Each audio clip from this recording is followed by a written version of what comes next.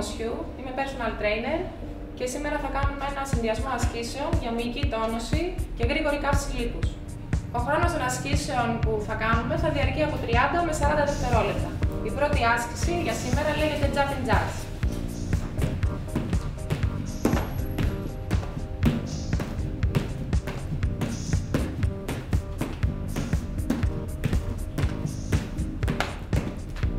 Η δεύτερη άσκηση που θα κάνουμε λέγεται καθίσματα σούμο με ένα μικρό αλματάκι.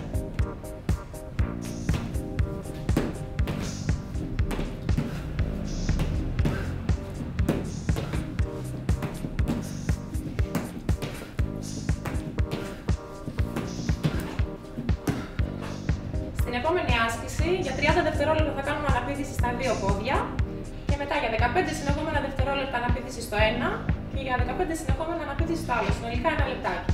Ξεκινάμε.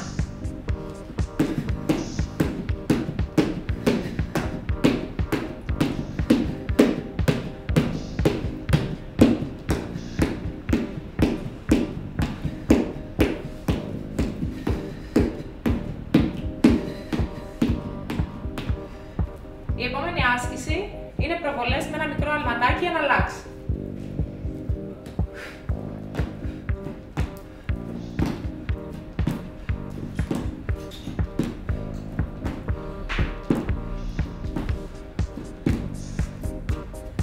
Η επόμενη άσκηση λέγεται Mountain Climbing.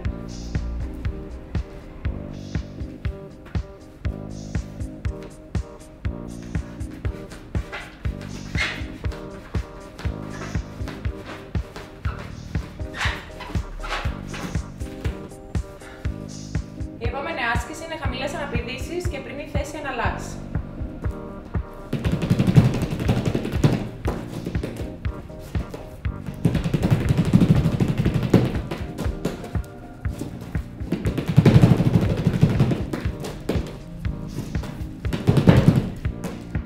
Η επόμενη άσκηση είναι άρσης λεκάνης στο ένα πόδι.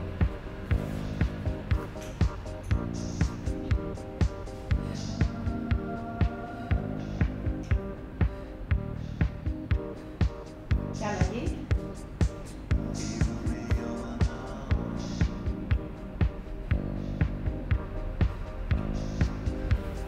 Πολύ καλή άσκηση και για τους γλύτους. Η επόμενη άσκηση είναι πιέση στήθους και πιέση του κεφάλου από θέση push-up σε γονατιστή θέση.